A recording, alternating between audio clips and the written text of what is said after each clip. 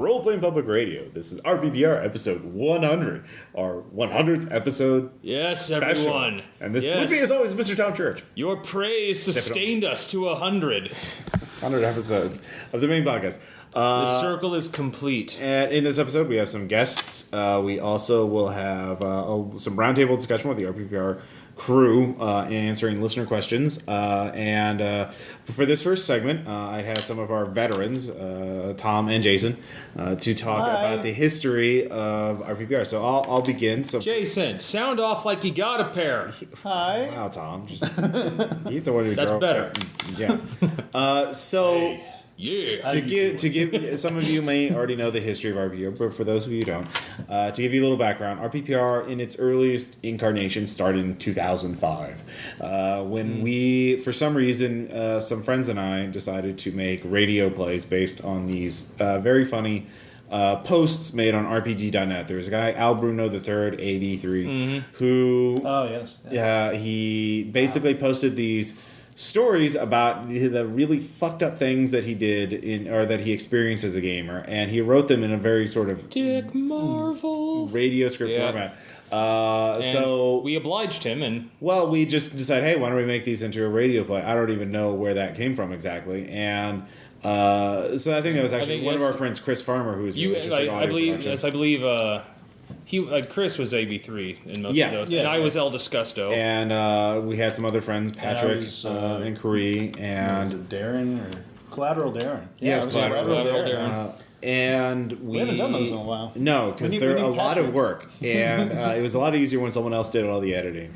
And so from 2005 to 2007, we posted those just as a thing to put on the internet. Then I wrote it. Then we started kind of writing just our own little sketches. We did other radio sketches that which you can still get access in our archives in our GM and DM. Yeah, GM and DM. Law and Orkdom. The fan fiction stuff. Oregon Trail 13. Yeah.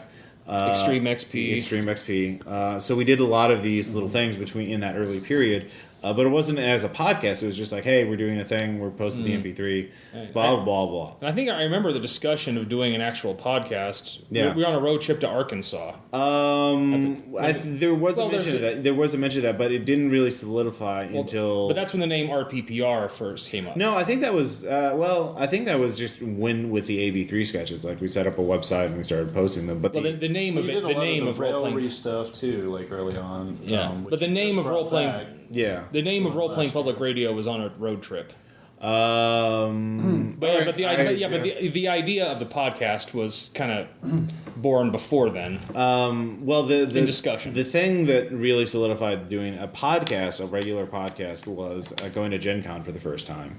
That was pretty baller. Yeah, and so that was, I think, late 2000s, Gen Con 2007. Yeah. When we went, and I didn't have a recorder there, but that was the year that I played the Zeppelin game.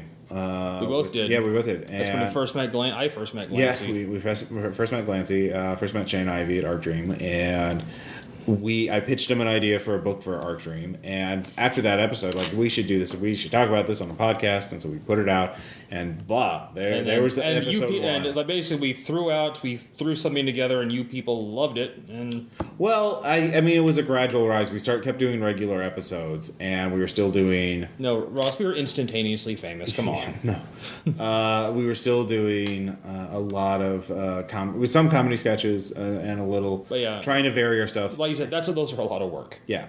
To edit one 15-minute sort of AB3 skit took 6 hours of post-editing, not to mention recording the voices in the first place. The actual plays seem like just a natural, side thing from the actual RPPR thing. I was aware... We were already doing we had a regular gaming group, and we were meeting regularly to play, and what it was I was aware of RPGMP3.com and Yogg-Sothoth, which both had actual plays, and I listened to some of those, like The World's Largest Dungeon, and I love the idea. It's like, hey, that's easy to do. And so there's a lot of experimentation early on. The very first AP we've ever done that I've ever posted was Little Fears 9 to Squash Cats. I think you were in that. Patrick and Curry were in that. I was not. Yeah. and that was with it was a. Curry running, right? I was running it. Okay. It was my. It was I remember my. Curry ran one. Curry did run about a that time, game, too. but I used a cheap Olympus voice recorder to record it, which why it sounds appropriate. shit. Well, all right, yeah, you said it. So that was our very first. If you go on RPPR, there is like 31 APs that we did before we switched over. I created a separate site for the APs in 2009. Just so you know, Ross does most of the work. I do all the work other than the actual recording. So as I said, most. And by most, I mean like 99.5% of it. All the hosting. So praise to Ross. Praise to Ross. But the other bought all the 0.5 is equipment. us actually showing up. I pay for all the web. Yeah. But then again, without us, you'd have No, nothing. this is true. I do appreciate Nothing. it. I do appreciate it. That's why I give you free drinks when we should play. Yeah. So, like, one of the questions, I mean, besides that, Yeah, so we have listener questions. we have tons of questions here. Ross did an awesome job, like, sorting them based on history, you know. For the Yeah, main we'll group. have multiple And segments. for can't myself get Jason and, and Caleb together at the same, yeah, at the same exactly, time. because I live in KC now. Yeah. That means Kansas City. For Ooh. those of you who live snap. overseas. Or for those of you who live anywhere else in the country and don't. I think most Americans know what KC is. Maybe. I think Maybe. but I don't think our We're not Belgian 100% listeners- sure. Shout out to Belgium. All right. I mean, this would be a good question to pose to a lot of people. You know, kind of Yeah. like one of those jaywalking segments. Hey, do you? Yeah. Okay, so anyways, Tangent. well, Andy asked one of the questions on here. How did you all meet and start gaming together? Yeah. So I'll pose that because you guys. We've known each You other should answer forever. it first because you. Well, you guys have known each other longer. Than High school. yeah, Basically high school. High school. We met in high school. We're friends in high school. And that's something topic of conversation we've had many times. Yes, on the high podcast. school lunchroom. High school gaming is terrible gaming for the. But it's most often part. it's usually your first. Yeah, it's Except you I don't was- know any better. Pop in that chair. Yeah, Oh, Yeah, I know. I know. high school. I miss your class, Well, Jason. I started gaming in '87 when I was 7 years old. But So- that was it was too fun that we didn't care what we were. I don't doing. remember. that was back what- during the days of Cyberpunk and Ninja Turtles. TMNT Ninja and Turtles other was my very strangeness. first game. So- but Ninja we Turtles were your very. That's another. I question died in on my the first. list. My character died in the first game I ever played. Yeah, we shared the same first RPG. Yeah, and it was that. Although, like, I played a lot more AD&D, like second edition, than I Right, did, yeah. I played a lot of AD&D. than I ever did a Palladium. Thaco Chucker. Yeah, Thaco. Thaco's Yes. Wacko. So My first game was, I think, World of Darkness Vampire the Masquerade, like second edition, way back when. with I all was like Rose on the 17 cover. or something. Yeah, we were on a bus on a field trip, and Nice. they roped me into playing. Did you go to the Fun Factory? I played a brew Did you hall. go? That's all I remember. Did you go into a meth house? to play? I just remember like Caleb has some stories about his first World of Darkness. Caleb's first experience is awesome, and he must share. I don't think he shares. Yeah, he has shared it on the podcast. It's, I'm it's sure. amazing. No, ours was great. We just sat there All on right. bus, played a game, and then I got roped into playing AD&D and a lot more Vampire. But Yeah. that was kind of me. Yeah. So whenever I met you guys, to go back to our question, I was Ross and I were both in GA program here at Missouri State, and we were both grad assistants, crammed in there with Patrick. Did Patrick introduce us, or did we just? We knew each other because we were all in the same year of the program, and then we kind of found out that hey, we all of us role play kind of or have. We're all done it. nerds. Weird. Yeah, imagine that. I think Kari actually brought Patrick into role playing when she first met him, if I remember correctly. But yeah, we started role playing and doing. I think it was 3.5 D&D. That was the 3.5 flavor at that time. of the that was the thing at the time. So we started experimenting with that and playing with that. And I thought more people would be. I thought more people. Call of Cthulhu. Yeah, I thought more people would be pissed off that they had to buy all new books now, but that never seemed to be the problem. No, of course not. Well, I remember also finding like a really nice 3.5 set like on sale back when vintage stock. Yeah, I ran. So that was around 2005, 2006, when that era range. And all those games, unfortunately, we hadn't thought of recording them. Well, actually, I mean, the thing was, I was lost at the like, time. even back then, I was like, this would be good for the podcast. This would be good, like, as a way to create content easily, cheaply. But for me, a lot of it was finding a way to do it. Like I experimented, like the voice recorder was pretty like. Ugh. It was also a pain in the ass to like get it from the voice recorder onto a computer. Right. Like there's special proprietary software that I can't find anymore. It's a lot of learning. Yeah, and then I got boundary mics for those audiophile technicians and set them in there, and that was a pain in the ass to set up. And it really wasn't until I got that Zoom, the Zoom H2, that it really took off. Because like, hey, it records everyone. There you go. And that was 2008. And what I remember is that because our first reel, we started recording these games, and then the fourth ed came out, and that really. I realized let's do a fourth ed campaign. That'll right off the bat, people who want actual plays will do that. And the first episode is lost. And that was entirely my fault. So you guys don't know the story behind that. Like the first format. Tell us, Ross. I'm going to record in a WAV format, a lossless format. That's going to take a lot of the memory card, but that's okay because then I could do it on there. And so I copied it on my computer, and then like. I deleted it off. I like, oh man, that's a lot of space. I should delete off my memory card so I can make more room for other things. And then like later on, like I've got a copy on my memory card. I'll just delete it off my computer. And then so like, then immediately after it's like, wait a minute, didn't I already delete that off the memory card? Fuck! And I spent like an hour trying to restore the deleted file. And like, I lost episode 1. That's why there's no Episode 1 for New World. Yeah. All they did was kill goblins. They went into the forest and killed goblins. Well, I mean, or it might have been the greatest AP we ever posted, but we'll never know. Yeah, well, it was more than just the 3.5 too, because we ran the Mass and Nirlo at the top. And actually, it kind of goes with the last Iron time Heroes. I remember a TPK. Oh yeah. I remember at one point during the campaign, we all got wiped out. Yeah. We got fucked royally. Like people died off throughout the whole campaign, and we had like this really 12 cool, to 15 deaths. And Ross had this really great idea to just have us like. Okay, we're a new character. We just pick up the journals from our old characters. Now we're caught up to speed, and we're going on. I never lost a character through death. It was always sanity. Yeah, those are basically. That's true. So it wasn't exactly a TPK. Because Tom lost character, but there was one. Tomato. It was during the big cult scene where we were all up like on this big thing, and like I don't know, like everybody was dying left and right. Yeah. And I think probably Tom did survive because he only went crazy every time in that. But I can't remember, like, when was the last time I had a TPK? Yeah, I mean, in the APs... And this is from Matthew, by the way. I ran a game with a TPK with the Wealth Sacrifice. That ended with everybody. Well, I mean, TPK, I include players that lost through sanity. Like, if you lose all your sanity, like, I count that as a TPK. Yeah. Like lost players. I remember mine was when I ran the Bell Island game. Yeah. Everyone, made it to a lifeboat, but they all died of exposure in the lifeboat. Nice. Nice. What a wonderful but ending. yeah, Gen Con game. Well, I ran 12 sacrifices. Aaron died twice in the same way. With two Greg different Stolze characters. and Shane Ivey, they all died from horrible vampire bat monsters. I got kind of sick and had to bow out of that one. Yeah. Food poisoning. So that's the early thing. So we have the era of like from 2005, 2007, just irregular comedy sketches, that kind of thing. Right. 2007 onward, we start the main podcast, and we're still With New experimenting World. with form. Actual play about 2008, that, right? we get. I get the Zoom H2, and we start recording the APs. And then in 2009 is when I realized people don't like. Some people like the main podcast, some people like the AP, some people like both.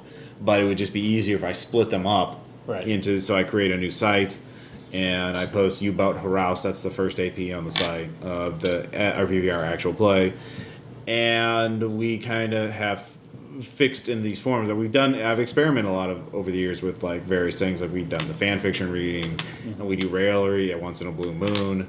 And it's just for me like the main podcast. I mean, it's a decent amount of work, but I've kind of got that into a formula. And the APs it's an art form. The main work with the APs is actually recording the game, Because you don't edit much at all to it. I mean, I edit for sound quality. I do some things to make it a decent size MP3 that 64 kilobits per second. But that being said, I try. Yeah, I don't edit for content on the APs. Every once in a while, I will. If there's some really extraneous thing, I will. But like almost never. I guess I'll also throw out like some other people that have come in to the game. A lot of them I've known. Yeah. So like I think I brought Daniel into the game the first time. Dan, yeah. I brought, and so he's been in and out all the way back to Patrick and Curry before. Yeah. We started doing the APs. Bill, I think the same thing too. Yeah, he was back in the New World. Because Daniel and Bill knew each other. We all went to college. You brought Mike in. I brought Mike in. You literally, he just came in like, Mike's going to be playing New World with him. I'm like, okay, you can be a Warforged. Yeah. I thought he played before that, though. I thought he played at least one of our games. Well, I know that's how he came into the New World. That was the first time I think he was introduced, was when he started playing. Yeah, I'll be the Warforged. Like, all right. That was his thing. Is like, I'm glad I had the NPCs talking about up all the most random sexual exploits. You really. Well, you guys, you have listened to the APs. So yeah, I mean, you people know. Yeah. You got the scars. And then that was about the time that that Bill and Mike had their big thing. Let me say my piece. Yes. And then they those of you who've gone through the New World campaign know what we're talking about. So we hadn't seen Bill or Mike in a game for a long time because of that. Mike. Well, Bill's coming back. I mean, Bill is coming back, but I'm just saying there was a long stretch that we didn't have either. Mike, because he went on to do Mike things, and yeah, and well, Bill, same thing. I mean, and Bill too. But yeah, I mean, a lot of I know a lot of people have asked questions about various people who play our games, and then I brought Brian in a few games here and there. Yeah. And people come and go. It's life, people get new jobs. They move. And then you brought in Drew and Eward. Yeah. And Drew's kind of been here and there for this whole time. Yeah, and so everybody. You brought in Cody, right? Cody, yeah. Yeah. You brought in Cody for the new. Tom brought in Aaron. Yeah, Tom brought in. I brought in Aaron. Yeah. And David. And David, yeah, that's true. They knew each other much later. I mean, David's been around. I've known David since high school as well, but he's only in the last 2 years started gaming with us. You guys have known Aaron almost that long, right? I met Aaron in 2001. Yeah. Okay, he did not go to high school with us. Oh, okay. Yeah, he was friends. He was actually friends of another friend of mine who has long since gone. Yeah, people. Yeah. So that's kind of the broad strokes of the RPPR history in terms of and how we all met, how we got here. So in terms of popularity, in terms of I know we started really getting noticed. I think with the New World campaign, and we did those first early sort of ransom model crowdfunding things through the PDFs. That's even before Kickstarter existed. There was a site called Fundable.org where you could for $250, I will create a PDF with the New World material, and you guys can run your own games in the New World material. And what's great is people I literally just because that became like a torrenting thing, didn't it? Yeah, people have torrented my free PDFs. Here's RPG collection number 5 with 50 books, including these 3, so you can get them on this illegal torrent site. All right, you pirated my free PDF. You stole the free peanuts out of the Logan's barrel or something. That's really kind of stealing. Literally, I literally could not care less. I'm happy for them. But at the same time, let's do something illegal. Glad that they like it enough to pirate. Yeah. Yes, but actually, I literally got a tweet today from a listener who said somebody's running a game based on the Goblin Hulk. We're running a D&D game where you're on a Goblin Hulk and you have to escape. Because for that, I think out of all the New World PDFs, that's the one people like the most, and that's the one that's my personal favorite because I like the cover art. I like the one I wrote for. So yeah. So let's go back to that. The one, the colonization one. The colonization one. Which PDF was that? I think that was literally the New World. I don't remember that part. I did some of the adventure possibilities. Okay. So yeah, we answered a bunch of these. We got to answer this one from Stuart. Ross, why are you such a horrible monster? All right, and again, I'm going to be covering some ground that some of you guys know. That is kind of a reoccurring in joke. We actually have a thread on the forums talking about RPPR in jokes. Yes, and explaining catchphrases. Obscure references. Yeah. So anytime you hear something that we say over and over again because we just are drones. We're whores. Yeah, we're drones. I like that. You can go there and find out. But to explain that one, why am I a horrible monster? I went to Fear the Con a couple years ago, which is in St. Louis. And but you've been a horrible monster longer. I know, but this is when it became a thing. Yeah, me being a horrible monster. But the I was there for that one. Yeah, no.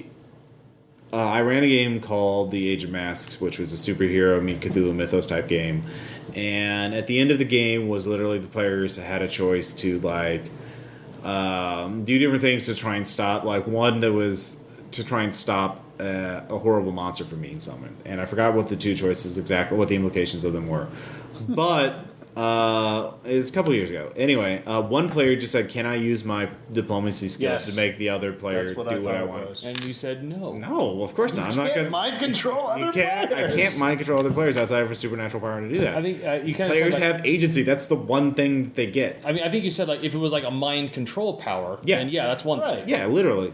But this is just you can't make other. It's the same rule I've used. Yeah, like no, you. And can't. I didn't think that was controversial at the time, but the guy is one of the Fear the Boot people, and he's like, no, and he went on the internet and was like, this is stupid, this blah blah blah blah blah. I like this game. Was Aaron, right? No, it was that, no, that was some other guy. Yeah, he was just some random guy. I can't remember his name, but he was just there was a big kerfuffle. Not a big kerfuffle, but there was a regular sized kerfuffle about this for a week or two where people were going to... There was a whole school of people like, yeah, of course, because there might be some players who are too shy to try and ask players to do other things or see their way, or can't talk. If your character is a super strong barbarian, I mean, you can't, like, smash a door down in real life, but your character can, so why can't you just use diplomacy to do that, or because players have free will. Yeah, it's like you can't like that would work neutralize that would work on NPCs. Yeah, that's the whole point. Sure, I'm a role player. I'm not exactly the most charismatic. That is person your piece. In real life. That is your playing piece in the game. Yeah, but I say something that may sound kind of half-assed, but I make a roll. And it's like polishing a turd. And I go so far as to say that you do that. I will say, all right, he makes a very convincing argument. Right. Yeah. But it's still it's still your own if it was fate, I might make a fate point spin to I can compel your thing, cost you a fate point unless you want to, or I give you a fate point if you go with the argument or something like that. But other than that, bribe them to accept it. But at the end of the play, the player has choice over that, and that's just how I think. So after that, I said I clearly am a horrible monster for doing this. It's clearly my fault. I'm a horrible monster. And then we all started using that phrase. And you have never let go, and you have clutched onto it like a baby. Well, every time that we run across some obstacle that we think is just a little too challenging, or just God damn it, we just don't want to fucking do this. Yeah. I mean, even though the Mind Flayer City comes to mind, that was before that. Yeah. That's just the kind of thing that pops in my head. I don't want to do it, Ross. Yeah. We get all these reviews of people who critique our games on actual plays, and people say, "Oh, why didn't you do this? Why didn't you do that?" And there are a lot. It seems I get more criticism for being a nice GM than I should be hard. Like there are people who say I should be harsher. I should kill more players, characters. You don't need to do that, Ross. We do a fine job of that ourselves. I know. Well, I mean, sometimes especially. I think I've finally gotten totally out of it, but certainly in the last couple of years, I've been more forgiving of Aaron's mistakes than I have. I've let him skate by on things that I should have just outright killed him. I think I'm pretty much cured of that. In the sense of the sleight of hand campaign. Caleb had to learn that same thing, too. I mean, I remember him telling me, discussing the I Fly Up thing during the annual for New Arcadia. Yeah. He was like, well, yeah, Aaron's just made a target of himself. Everybody's going to start attacking him. He's going to fucking die. And I think Caleb looked at me, and I was just like, giving him that look, like, yeah, go ahead, target me. I don't care. Yeah. But you're going to kill Aaron. I think, well, in that case, I really would have killed Aaron's character, but your character's like, everybody's like, oh shit, Aaron's going to just be toasted unless we jump out there and attack. I fly up. Yeah, so you guys actually went in to rescue Aaron, which was we great. Did. Well, yeah, if I remember right, but because we're at the end of the day, we're heroes. And that. Well, we were all rushing in on that part, but it was. Well, there was that one play, that little force bubble you could have stayed in to be totally. No. That was we're talking about on the ship in Caleb's annual. Oh, and he flies up where there's like this prison and all the bad shit is going on to where they've taken multiple men. That's the other time he flew up. The second time he flew up. Yeah. He's like, I fly up, and we're all like entering the place moments behind him, and it's like, oh, let's target the shit out of Aaron. And you could tell it was just like Aaron would either get fucked and die if he didn't switch targets. Yeah, I've had a few, like, there's been a few players I think that have mistaken us giving you shit when you actually present us something challenging. Yeah. I think they mistake it like we're really angry at you. Yeah. I've had more than one comment where. Oh, really? Yeah, it was on the, there's like a series of comments where it was just like, hey, great game, and suddenly it turned into like, well, clearly Tom cheats, and and there was one guy, and he said that it's like when Ross presented with a challenge, he got upset, like that's how we talk. I think that was the Dark Sun game you're referring to, and I don't remember the circumstances. That's the other thing you listeners need to understand. We've played so many games, and we do them so often. It's like water it off all bleeds back. together. It all bleeds together. It's a blur. Honestly, your comments give us a better memory of the game than the actual. Especially when people are like, in this segment at this exact time, I'm like, what the fuck? Then I can go back and listen to it. But if you're like, well, thanks, man. Yeah, at least it gives me our context. But everything else is like, it's all like a big Fear and Loathing in Las Vegas jumble. Yeah.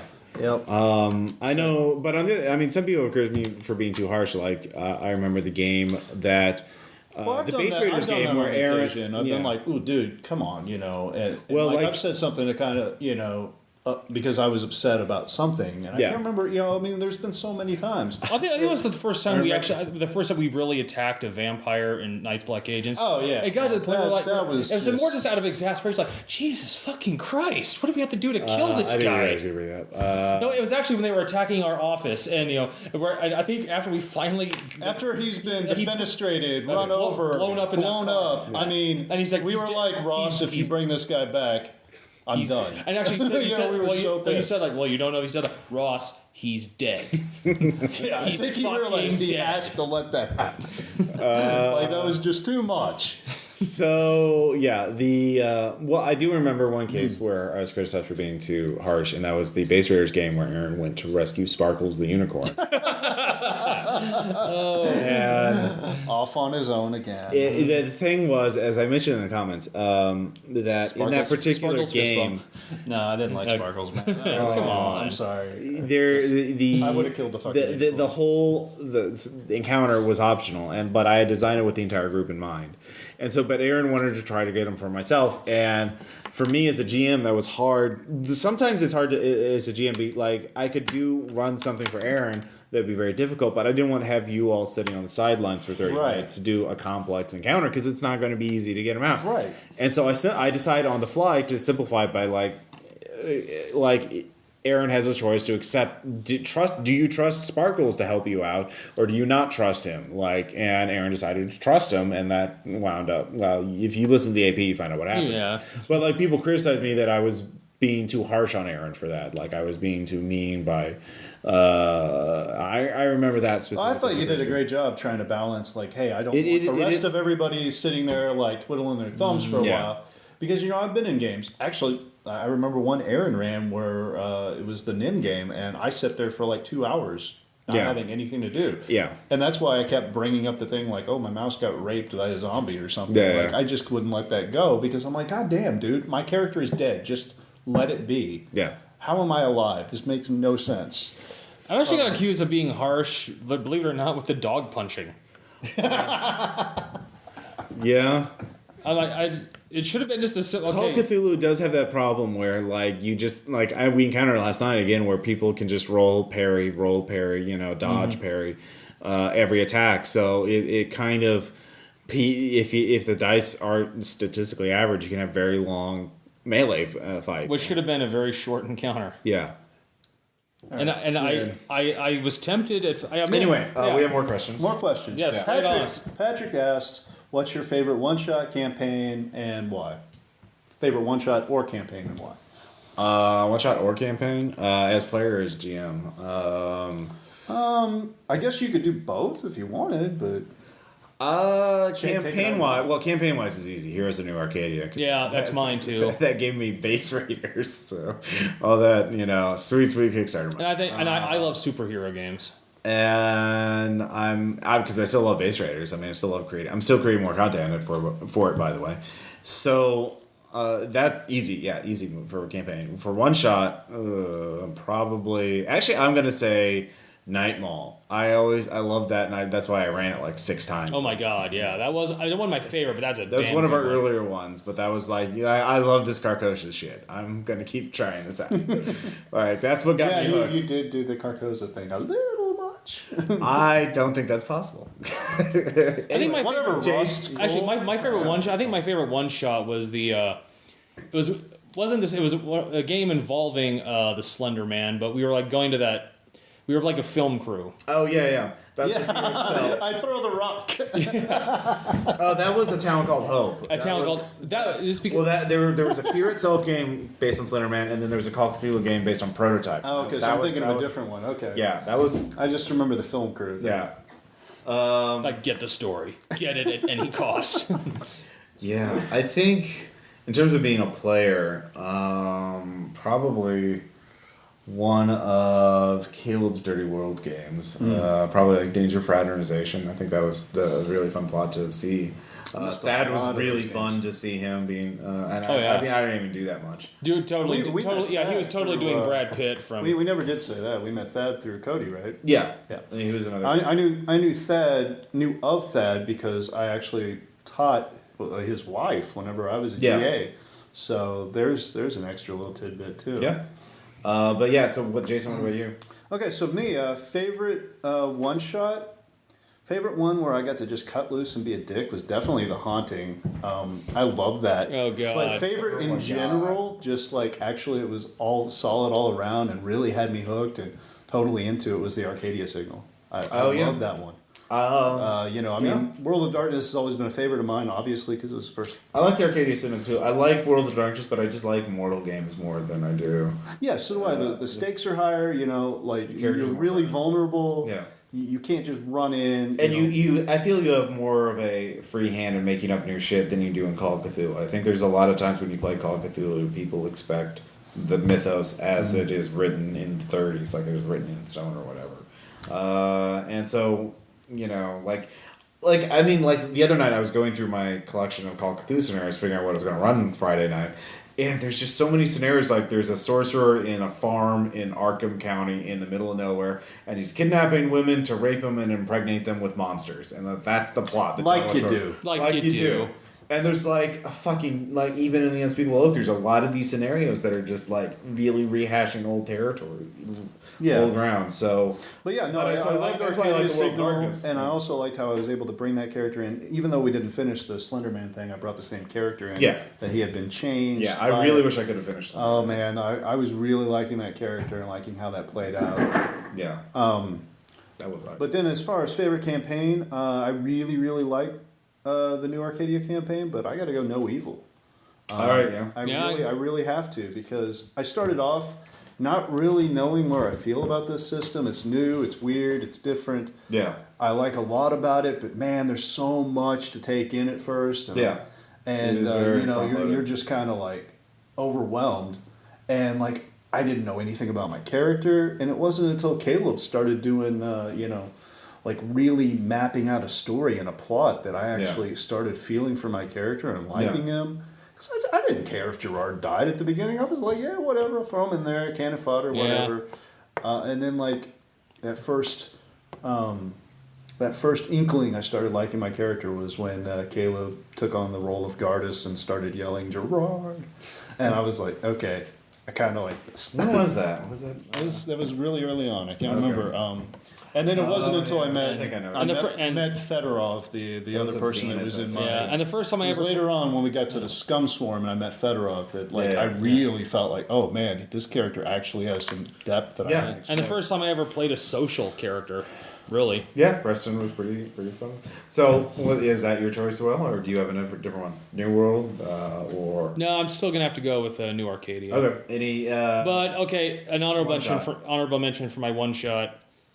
I already mentioned one of the Slender Man town called, but okay, it was mine, but I Divine Fire for the first one. Yeah. Yeah, there's a DM, yeah. Mm-hmm. I liked your second one more, but you're the one. But what I meant is part one, not part one. Not I'm talking like Divine Fire 1, not 2, the KGB files. That is a hallmark. That's actually probably one of my other favorite one shots. Yeah, Town Called Hope. I think that overall it was above average, but I think that opening scene is probably the best opening scene I've ever run because that it had the right mixture of comedy and suspense and action, and you guys, I mean, everything, because it was like a very sort of simple, and the thing is, sometimes as a GM, I try to run games like as minimally as possible, like create the most engaging game I can with as few props, basically, as possible, because I don't want to have to and there's this, I don't want to have to pull in Yog-Sothoth or Cthulhu or like an army of bad guys, or just, I'd like one bad guy, one dead body, and then like everyone's losing their shit and throwing rocks at cars and just going nuts, and I loved it. So anyways, there's a certain elegance that I admire. Another question, Noah. This is multiple question. Also, do you have a process for your character creation? Do you come up with your archetype first, stats and skills, or some sort of combo? Thanks and congrats on 100 episodes. Yay! Thanks, dun, dun, dun, dun. It really, for me, one of my main things is whenever I'm making a character, I always think like, what does the group need? Like, I'll be whatever that the group needs. That's my go-to. You take that fill in. Yeah. So I'll be the cleric because nobody wants to be the heal god. I'll be the whatever. If I have a choice, though, it doesn't matter. I tend to. It really depends on the game and the system. Like, it's a different approach for each thing. So and also the game. So it's something. Usually, I get one particular thing that I want to do, and then everything on that character is based on that one hook that I'm interested in. So, like for Bartleby, I wanted to play a Lost. I wanted to play an async. And so and then you built it from there. I built it like who is the archetypal async? The Lost. The Lost are all async. So I will be a Lost async. Well, they're crazy. Okay, well I will do something where he has a sister. He's looking for a sister. He doesn't know and I don't know. I as the player don't know. Alice in Wonderland. Yeah, and then Alice in Wonderland. So that's how that grew. That was that process. So. And, me the same way going with Preston then. First thing with him I thought of was Octopus, Octomorph. Yeah, clearly. Of course, it's Tom. Yeah. Yes, but that's the first thing. Having that gotten that out of the way. Yeah. Then I for that one I just kind of thought, what have I never done? Yeah. Yep. Play against type. Yep. Within sort of play with type and play against type. But it's for the actual question. I almost always think of the archetype first. Yeah. I go with the overall thing of what he's going to be. It's like the same thing when we were thinking up characters for that other Eclipse Phase thing. Oh yeah. We sat down and we went to a we had it like a year ahead of time for Duality when we first started it. At Gen Con, practically that was exactly a year. Yeah. And we went to a coffee shop for over 2 hours to discuss it. Yeah. And we had it all mapped out that we were going to be science bros. And I honestly think you were pretty good science bros. And I honestly think that it was actually using that when I distilled why I still don't care for the Tribes of Tokyo is because I had no time to do that. Yeah. I chose. Yeah. You started with the archetype, you started with the forger. You started with the forger. I'm going to play the forger because for me, you didn't make the story. Yeah, and actually, it's literally like choosing. Okay, what does the group need? Yeah, that was what I was doing first. So I had no connection to my character. Right, and with Tribes of Tokyo too, we were. Ross had it really planned out. Okay, these are going to be the assorted characters you can choose from, their archetypes. Pick one and let's go with it. And so we really didn't have a lot of backstory. Only Caleb was the one to really construct it, and it was even after the thing was getting going. So no, he had it from the beginning. I mean, he has a character, but not quite as He didn't have every single detail worked out, but he knew that. But by the end of it, his character was way fleshed the out. washed-up secret agent. Or gotta remember all the. I had that backstory for Kairop that I posted. Yeah, I had to go 2 posts because it was so long. Yeah, yours was insane. Yeah, no, I kind of do a similar thing. I always see what the party needs first. And I don't mind filling in the gap. Like whenever we played No Evil, the reason why I didn't have any attachment to Gerard at first was because Okay, well, we need the combat guy. Okay, sure, I'll be the combat guy. And that's all it was at first. And that's all it was at first. But slowly I built up a personality. Yeah. What I like to do, though, what I prefer, is always coming up with a story. Even in like that 1-shot or 3-shot that you ran with the Mass. Not Mass. Oh, you played the Elite. Where I played the Elite. Like, I wrote a backstory for that. I really liked it. And so did I. The Age of Mass. And I did too for Revenant. I really got into it, and I was like, man, I can't believe I just did that for, something that we're not going to continue for a campaign, but I totally dug it. I did the same thing whenever I played in the Iron Heroes game, the last. Like, I like coming up with the story first. It doesn't matter about stats and skills. I remember back in the day when I was a high schooler, sure, I would min-max the shit out of my characters. But that's high school. You do that. That's what you do. Now I'm like, ooh, what can I do? What can I play with? I prefer now to be more of the jack of all trades. Yeah. So that I can kind of experiment and see where I like this character going before I start building on the aspects. Mm-hmm. Sure. But, I mean, that's always the way I've played characters, at least since I've been with you guys. I think that goes through those lists of questions. There's just a few more. All right. Yeah. I mean, we've got quite a bit. Go ahead. Yeah. We still have a lot more to record. Okay. We're very long. Okay. Should I ask the one about Aaron wandering off, or should we wait? All right. Well, we'll do that. We'll end the segment with that, with your theories, so we can get maybe have Aaron. Or do we want to do the desert island thing?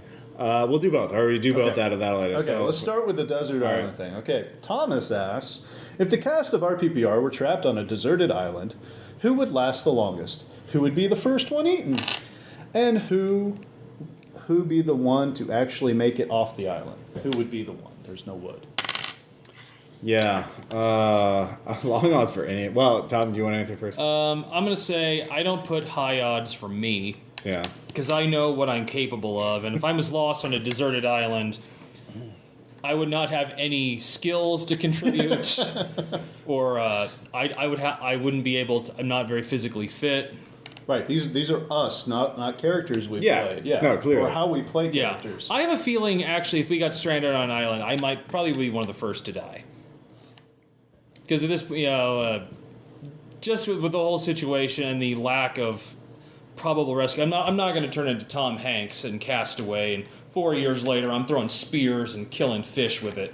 Well, I mean, he had a whole ice skate, Yeah, he did. volleyball. He had things. Yeah, he had things. Yeah, so he was fine. So if you're talking about me with no things, I'm fucked. But yeah, we don't need a volleyball to talk to. We got each other. We can, But how soon? Kill the pig. How soon? I remember the rules for Cthulhu Dark in my head. We could just run Cthulhu Dark from now until the end of time. Well, and because it was the game I played, I've memorized all the Palladium system. God damn it! No. That's how you're gonna get. That's killed. how he would die. Caleb's gonna kill you. You're gonna start talking Palladium. He's gonna kill you because he's just gonna grab you, and you're gonna be yelling at him. He's gonna carry. He's gonna fall off the cliff, carrying you with him. It's gonna be a murder suicide. Caleb is clearly gonna kill. To which you will finally scream like, "See, it's easier to go down." As he comes down a cliff and rams an ice skate. So Tom and Caleb are dead first. Caleb's just gonna break. Well, Caleb's great at strategizing, but I don't know particular skills. I mean, he can weigh in on this. I think he would just snap. I think Tom's gonna try and organize Palladium game because he knows the rules, and it's just gonna It's gonna come because we don't because we don't have any other RPGs. We're torn on. Either Aaron dying first or Aaron dying. Here's my theory. Or Aaron surviving. Here's my theory. Because Aaron's the most random luck charm. Exactly. He either goes one way or the other. Here's what's happening. There's going to be all of us in one thing, and then Aaron's just going to go do something else. He's just be like, I think there's a temple on the other side of the island. What? What are you talking? There's a submarine over there. I'm going to get it. So he's going to die first, or he's not going to die. Voices are talking to him. Yeah, it's going to be, he's just going to pull a side mission and just go off on his own and do it. And he's either going to be the first one to get rescued, the first one to die, and it's going to be a totally different fate than us. It's like he's in a totally different island altogether. Yeah, exactly. Yeah, so that's my theory about him.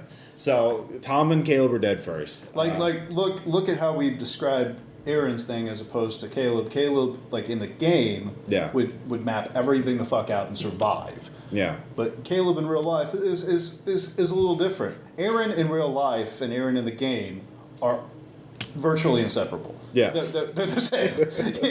Yeah. Yeah. Oh, geez. Who would be the first one? I mean, to be honest, we're all probably going to get eaten. We're like, they're going to die first, and then we're going to be dead before their corpses are even cold. Like, it's not... Like, obviously, if it was me in the game, I would fuck you all over and get the hell out. God damn it, Jason. But in real life... I can't do that. You know, I'm not capable of that. Because I think we all lack the skills to survive. Yeah, we're not... We're suburban boys. We're not... I could maybe do some things, but not enough. I think where some of us could if we had things. Yeah, if we had... But we don't. But if we don't, no. We're all walking meat, waiting to spoil. Pretty much. So I hope that answers that question. Yeah, I think we've kind of exhausted that one. So why does Aaron wander off alone? What's your theory? All right, who you want to answer? Let's ask Tom. Tom's known us long. I've known him a long time. Yeah. I think this is part of it. It's because of Aaron's inherent Boy Scoutness.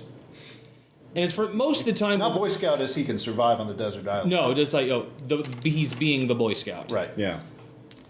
I think he kind of naturally assumes that all of us are violent monsters, which has a grain of truth.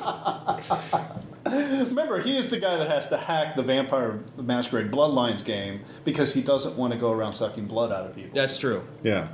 Yeah, so... I think not a lot of it. Some of it is he kind of doesn't want to be part of what our inevitable, horrible, violent plan will machinations. Be. Yeah, kind of like the way I had Vosh in the New World. Sometimes it's going to go. Right. I think I have something I got to go do while you're discussing this thing that I naturally would have to kill you all for. Yeah. Doesn't sound very. Yeah. That's part of it. Yeah. I think another thing is I think when he goes off on his own, especially in danger, I think he really hopes that he'll overcome it and be the hero. Yeah. I think he's got the hero complex. I think he really wants to do that. I think he's the kind of guy who's like, fuck it. Yeah, I'm big risk, big reward. Mm-hmm. I think that's his motto for a lot of this. He claims he doesn't like to gamble. I think he's a gambler. I think in that sense, because he's doing it for the right reasons. So I think he's willing to do that. I think there is a bit of the damsel in distress. He wants to be the martyr. Well, okay, rescuing the soul from hell is proof of the damsel in distress. Yeah. Yeah. And I think there is sort of a lack of thinking about consequences. Like there's a disconnect between thinking about the immediate rather than or the logical consequences of its actions. So he sort of like. So I think that's his main. Yeah. So anyway. No, I was thinking like Epimetheus instead of Prometheus. You know, their names mean Epimetheus means thinking after. Yeah. So in hindsight, Prometheus, of course, was thinking before. Yeah. So I think that's where I kind of put Aaron too. Yeah, he's definitely like an Epimetheus. It's like, oh shit, maybe I shouldn't have done that after the fact. Yeah. But I think you're right. He likes to go off on his own. He wants to maybe prove himself. I think he might a little bit of something. He has something to prove. He thinks he feels he has that. Or maybe he thinks he's got a better idea of the situation or a better handle, or he wants to see if he can come up with some kind of plan or whatever on his own. And a lot of I think there's actually a bit of calculated brilliance in his plan, in that he is betting that we're not going to kill his character when we do it, because there has been a relucance in the past, at least on my part, and so I think I've finally weaned myself of that. And a lot of his favorite characters, but we've insulated him from the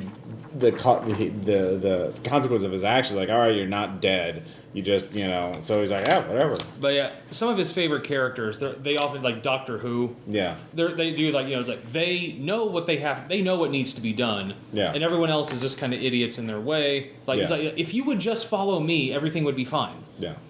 So a lot of his heroes are the same way. Yeah. Two more. Tom, where does the propensity from Beast, I guess, is on the forums or something? Beast? Beast. Beast. Okay. Yeah. Okay. Well, where does the thing with Tom playing German characters come from? Why do you have Die Hard? The movie Die Hard. Hans Gruber. So you want to play the losers in that movie? No, it's Hans Gruber. It's Die Hard, and the fact that I took German in high school. I took Latin in high school. Yeah, but I took it and I actually really enjoyed it. Not enough to keep learning it, so I remembered it. But you're gonna name all your characters, right? No, it's like I felt like for what was the one accent I kind of really felt comfortable doing. All right. Tom is secretly a Nazi. We don't know. You're only saying that because when I played Battlefield 1942 at Geekers, I named myself Nazi Werewolf. Yeah. A lot. And you've said all your games with Nazis. And the last... Yeah, all my games have Nazis, Ross. Grunwald's clearly a Nazi. Yeah, except he's been around since the 1600s. Well, he once you join the Nazi, you can't go back. Yeah, he joined the Nazis. He wasn't captured and forced against his will. Tomato. Okay. Who the hell says tomato? Jesus. I don't know. Jesus does? Anyway, tangent. Maybe. Okay, so anyways, last question for us anyways. All right. Who are your favorite fiction writers, and what have they written that I should read? And this is by, here, Ross. Gorka Marka? Yeah, Gorka Morka. That's Okay. a Warhammer 40K. Well, I can answer that I right don't away. know that. I can answer that right away. Go ahead. Well, obviously H.P. Lovecraft. Yeah. Good. I don't think I even need to go into detail for that. Yeah. Yeah. My other is F. Paul Wilson. I really like him. He did The Keep, which is also part of the Adversary Cycle, which I really good series of books I like. Yeah. Or Repairman. He also did Repairman Jack. So he's currently besides Lovecraft, my current fave. Really influential authors to me. Mark Twain. Yes. The Huckleberry Finn. There's a lot of gaming Connecticut material. Yankee for me. Yeah. The Graham Greene, who is a English sort of noir. Well, not noir, but like British bureaucrats in Africa going through horrible crises and like existential kind of fiction. No, it isn't. So turn the volume all the way down and it's still on. So now, let's see who else. Bullfinch's mythology, just in general. Yes. Yeah. There's also, I can't remember what it's called, but there's a book of Eskimo Inuit mythology, and it's just very bleak and dark, and I love it. So I really dug that. Hunter S. Thompson. And those are the immediate ones that come to mind without going to my bookshelves and like, oh yeah, that guy, her, right. him. And I mean, sure, there were things that influenced us with kids, but now, Stephen King, I got to mention him too. Well, yeah, for Cody, at least for the Dark Tower fantasies that he has. Yeah. And I like The Stand also, but I think for me, definitely Mark Twain, definitely there's a lot of literary things I could say out of me. Yeah. We've got, us being English majors and all that. As far as... I would have to say not necessarily text fiction, but Warren Ellis. Warren Ellis, Between yes. Planetary, Transmetropolitan, and Global Frequency, I think I ripped off half of his ideas for games. Base Raiders is... You can clearly see Planetary. Yeah. So that's... Yeah. Yep. Yeah, I haven't finished Transmetropolitan. Damn it. It's a very Eclipse Phasey kind of game. I know, I need to... Well, if you start it, yeah. Yeah. Anyway. Okay, so, for me, I really liked, just in recent years, Neil Stephenson's Snow Crash, was just phenomenal. Oh, yeah. I thought that was awesome. I've tried to start Cryptonomicon. I finished it. It looks a little... it's a little intimidating. Intense. Yeah. Intimidating, yeah. It's worth it. It's worth reading. But I do like his writing style. I tend to gravitate toward fantasy, but I've tried to go more sci-fi lately. Of course, I read the George R. R. Martin stuff, and all the Wheel of Time series and things like that. Mm-hmm. I really, really like Jim Butcher. I mean, that's really that's the one. The Dresden Files. The Dresden Files are the ones that just still I have to read them as soon as they come out. Yeah. In fact, 27th, next one. Raiding the Hall of Heaven. All right. Oh, another one. I guess last I mentioned Edgar Allan Poe for me. Oh yes, Poe is great. All right. We'll be back after a Skype segment, and we'll have more roundtable discussion for our 100th episode special. Yay! Bye. All right. Hey, this is Ross Payton, and I'm here with Shane Ivey and Greg Stolze to talk a little bit about the RPPR and ArcDream and the One Roll engine.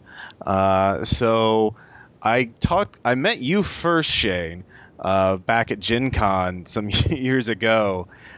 So can you tell us a little bit about how you first found out about RPPR and what?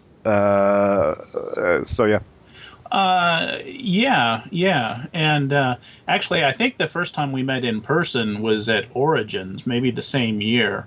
But John Addis was running a game, a Delta Green game there, and I kind of wandered over just to sort of see what the game was like or what the attendance was like, and so forth.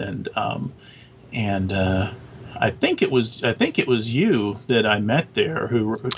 Well, the first time I remember meeting you was at Gen Con. Really? Maybe it was somebody else then. Okay. It was the year that Adam Scott Glancy ran the Zeppelin one game, and I pitched to you the Curriculum of Conspiracy, the Monsters and Other Childish Things source book. Right. Because at that point, it was just a Monsters and Other Childish Things was just a thin little RPG without even the hardcover release yet. Right. And, right. I really liked it, and after the game, I pitched you the idea, and then that year was the year that RPPR started up, so the podcast hadn't even started up. But when did you become aware of RPPR as a podcast? I mean, we've been posting stuff on and on, but I'm not sure when people started finding, oh, this guy's doing a podcast. Right. Well, yeah. I mean, I don't know exactly, but I know it was pretty early on. I mean, you and I were in correspondence really frequently just around that time with curriculum in development, and so yeah, it was kind of cool. You know, it was really early on when you guys first started putting stuff out. I started listening. So you listen on a regular basis as well. It's hard to. I honestly, and I'm sorry to say this, I haven't in quite a while because I haven't listened to any podcasts in a long time. Just because my schedule is weird, and I for a long time I was commuting and driving the car. You know, for an hour and a half a day is great for podcast listening. But I can't listen to podcasts or even really not even music when I'm working because my brain gets distracted by words. And so especially writing, it's absolutely horrible, or editing. So I basically kind of, work in pretty much complete silence like a monk down here. And that means that and I'm not driving anywhere, I just work out of my office here at the house. So I haven't listened to any podcasts, which I used to listen to a lot, and I like them a lot, but I just never have the time, I never have. I don't know. It's just a thing that doesn't really fit anymore. Like I don't have that time dedicated where I can actually just listen to things and enjoy that. Well, your next long drive up to Gen Con.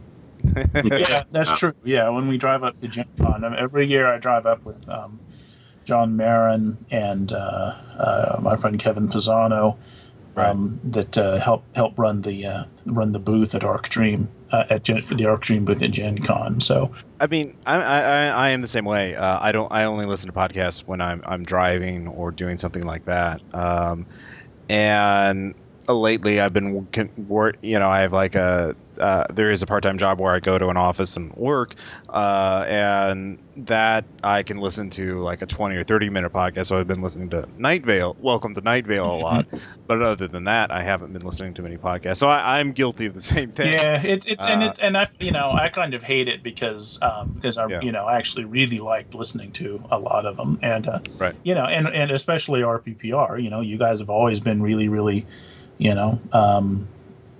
really funny and kind of down to earth, and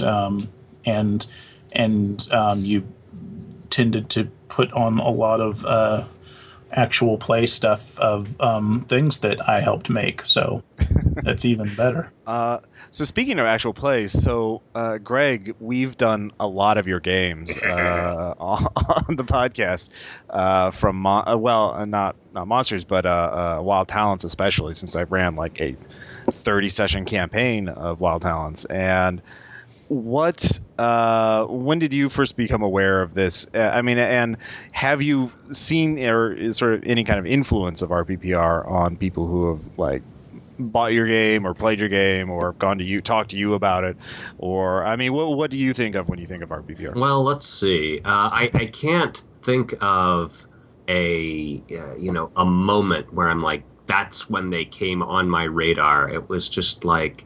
That's because of the roofies. You don't remember. It rose up from the ground like fog, and 1 minute it had never been there, and the next it was like it had always been there.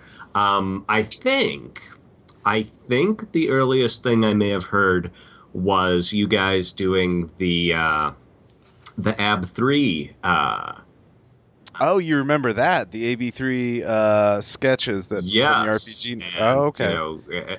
And I'd read those, and so I'd read some of them, and so I'm like, I can now hear them acted out. This will be even more disturbingly amusing. And so, and then actually met you guys at Gen Con playing in Glancy's historical games, where, as I recall, you always had like super hot dice. I think that wasn't always that, because in the first game I ever played, one of Glancy's games, my character died. He fell off the Zeppelin, but I failed one too many dex checks trying to get away from the invisible monster. But after that, the U-boat Haraus was rolling like crazy. Damn, those creatures make sand checks when they see Ross coming. And that's kept up with a couple other of the games. Oh yeah, the one with the biplanes. You were... Yeah, the night mission. You were the stone cold badass, and the rest of us were sort of your Bigglesworth, your Velma and Shaggy. That was fun. I was Lieutenant Bigglesworth. And that's on our AP site. But yeah, the Glancy games, I think those were. I didn't have a recorder for the Zeppelin game, but the first game I recorded was the Dig to Victory, or Dig for Victory. Oh yeah.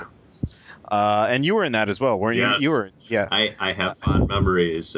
I'd follow that man to hell and back. Wait, so was it even like an hour, and then an hour later? Didn't you say you'd follow him to hell and back? I have reconsidered my position. So of course, what I remember is my own, witticisms, but. That's because I think one of my favorite memories of any Gen Con game I've ever played or been involved in with you, Greg, is the game I ran for you based on Well Sacrifices, from the Secrets of Mesoamerica, the Pagan Publishing put out. Do you remember that one? Oh yeah, everything clicked. What I loved. So were you in that game as well, Shane? I think. I played an archaeologist on the make with super ambition, and then became a horrible cultist at the end. I think and I love that scenario because aside from it being a TPK, a spoiler alert, I think it was Greg's genius in like embracing bad roles that his character was making, and I've done that, and I've adopted that sort of trait myself. Even when as a player I understand what's going on, like my character doesn't understand, I'm just like, yeah, no, they're clearly vampires. Right. They're clearly something like, the dice were speaking to me, and they said, "Lead them all to doom." In fact, there was recently a game of Call of Cthulhu that Tom ran that we were testing for him, and we were dealing with ghouls. But my character, of course, being like a bank robber, was like, I don't know, they're vampires. They're clearly vampires. They're ugly, monstrous guys with supernatural powers. What else could they be? What else, indeed? The logic's irrefutable. So, now that we're in sort of this era of of RPGs where people can now listen to games or consume game content in a lot of different ways, do you think that podcasting is changing the way games are being made or being marketed? Or, I mean, what do you think? What That's do RPG podcasts good have? Question for someone other than me, because I to my great sorrow, I don't track trends nearly as well as I ought to, or as well as I should be able to. I tend to just make things and push them onto the market and wait for money to come back. And so in the defense of this system, money keeps coming back. So I don't know how much of that is due to the promotion that RRPR. I don't know if there's an RRPR bounce, but it's certainly very gratifying to know how much you guys are running my stuff. But I'm not getting lots of emails that say, oh yeah, well I knew I had to pick this game up because I heard it on RRPR. Because I don't get lots of emails saying anything about my work. It's just, I put it out and I might get, 1 or 2 Twitter comments and that's it. I actually do pretty frequently hear, on from people that have heard about stuff from the RPPR podcasts and the podcast and the Actual Play podcast. For all the games, the Wild Talons and Monsters and Better Angels, and particularly, there are some events that are sort of communication heavy, I guess, or that kind of motivate people to get in touch and respond, like Kickstarter programs. So I'm usually real likely to hear from people that have come aboard because they heard something, on a podcast or saw something on their favorite. Leave it to the business guy to figure out. So, it's not just RPPR. There are a lot of there are at least some podcasts now. They're doing a lot of like Art Dream games in particular, like the Drunk and the Ugly podcast. Yeah, at this point they've done way more monsters and other Childish Things games than I've ever run. They've got like well over 100 episodes of monsters games. This is the first I've ever heard of them. But of course, oh wow, that's really more posted links from time to time. But it's like, again, since I don't really keep up with podcasts very often, it'll like every couple of months I'll see a Twitter note that I'll sort of happen to be on Twitter when they tweet something. And and then poke over, and it's like, oh wow, there's another mountain of awesome, funny stuff for monsters. That's terrific. But they're really good about that. Yeah, it does it. The existence of podcasts, for me, it hasn't really changed the way that we make games, but it certainly is a medium that's proven really valuable in outreach, because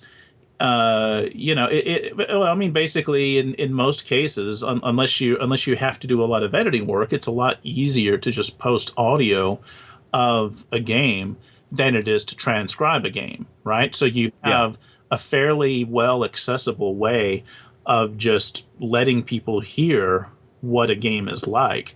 And honestly, it has an advantage over seeing people playing a game, because usually watching people play a role-playing game is so ridiculously awkward and off-putting, that it's not any fun.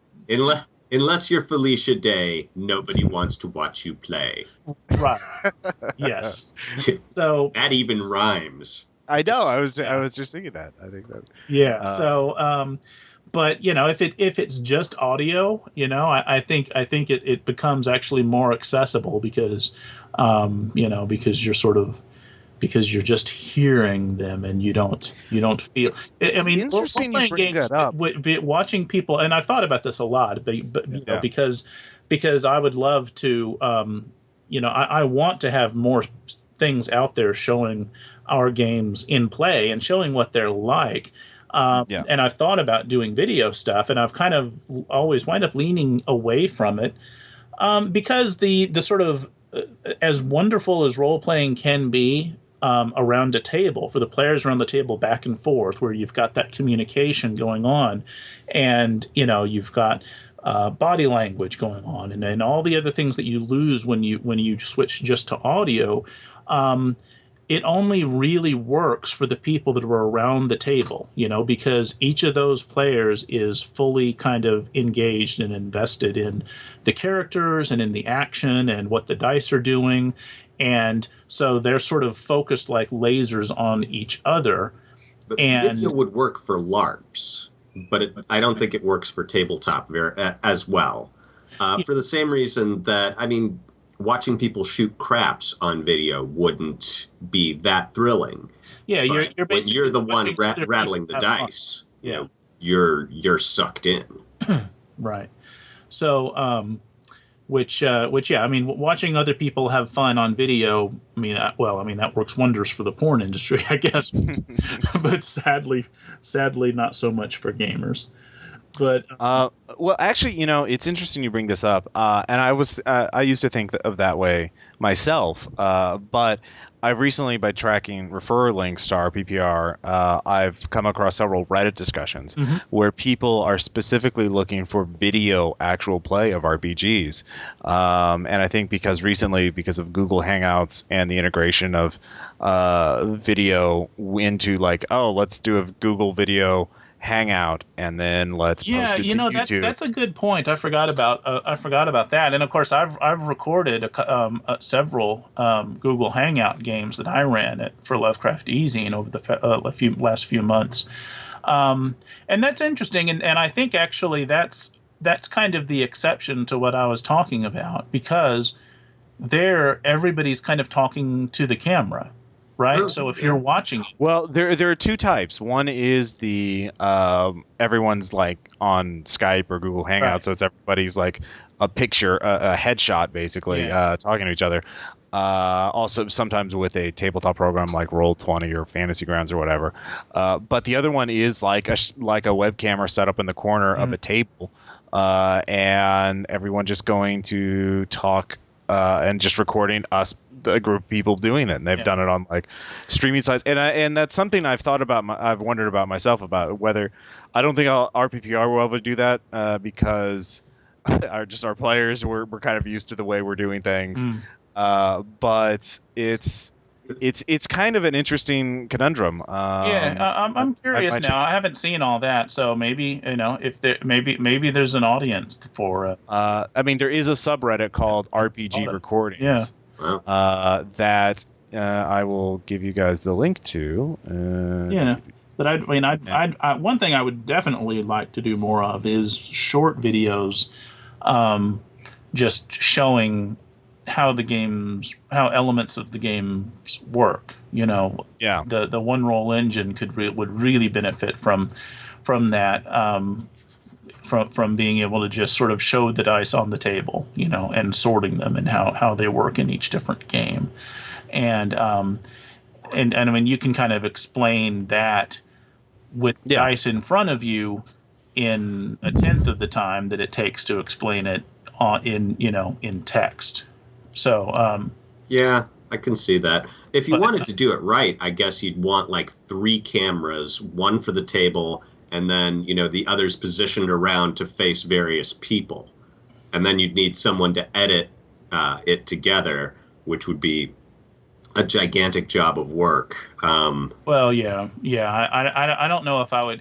I'd like to do some of those at Gen Con, but I don't know if I want to try to get that ambitious, as much as make it. We'd probably wind up having to make it fairly informal, recording with phones and whatever. It's an interesting thing to see how like the habits of players are changing. I think a lot of tabletop gaming is now being done more online, especially because it's hard to find a group and schedule things together. But with the internet, a lot of groups are just playing online now because it's easier to schedule something over Skype or Hangouts. In one of my home groups, one of the players moved up to Toronto, so we get together at a friend's house, and he just Skypes in through video. As Knights of the Dinner Table predicted back in the late 90s. Yeah, and I don't know if he's still doing it. For quite a while, Dennis was running an online game on video, just of old 1981 era basic D&D for Dennis Detwiller was a bunch of his buddies that he was friends with back in the day that they played. Him running D&D, like, is it the Tomb of Horrors basically the entire time? No, I don't think so. I just can't imagine his kind of dungeons. I mean, there would be pretty lethal. Well, we all have layers, Ross. You know, I spend vast chunks of my time doing nothing but Tolkien these days. I have seen that on your Facebook. I do really want to try the One Ring game at some point. Well, that's what it's called, right? The One Ring, from Cubicles. That does look pretty cool. So in the future, so from AB3 sketches to the actual plays and everything that we're doing now, are there any things you would like to see from RPPR in the future? I mean, what would you like, aside from playing more Arc Dream games? I'm just going to say keep on keeping on. Yeah. I mean, it's like, oh, well, you know, this is really working for us. Let's change things. Well, I mean, that's the thing. I mean, for me, personally, I'm just always trying to find that sweet spot between effort versus sort of, I wouldn't say necessarily reward, but like impact on an audience. I mean, that's one of the reasons why I chose to go into actual plays or like to post actual plays, is because it was relatively easy for me to create the content and to put out on a regular basis, as opposed to that's one of the main reasons why I stopped doing the AB3 sketches, is for a 15-minute sketch, like 10 to 15 minute script, that took like 4 hours worth to record 6 different actors, do takes, and then another 3 to 6 hours to edit it. So like 10 hours of work for 15 minutes of audio at the end. And so because those are like full on radio plays with like sound effects and music and dialogue between different characters, and I love doing it, but it was just very tiring, and I couldn't put it out on a regular basis. And like, I run the game and then I just throw it online. I'm like, done. All right. I think you don't want to advertise how slackful you've been with this project, but I think you guys need to, for the next step in evolution, you guys need to branch out into Vine. That's where all the hot stuff is happening. Oh yeah, 6 seconds. That could be. God, well, yeah, we could just do Aaron rolling. Aaron, what do you choose to do? Well, okay. That is literally one of the questions we're going to have asked. Why does Aaron keep going off on his own? Because that's kind of what he does.